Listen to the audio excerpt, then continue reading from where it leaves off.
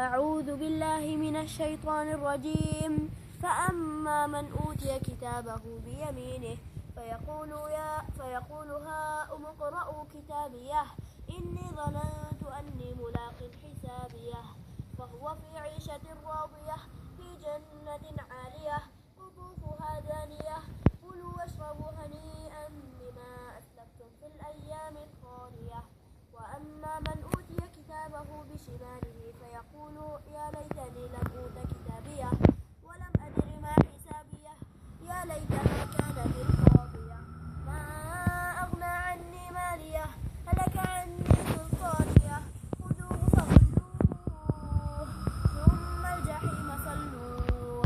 ثم في سلسلة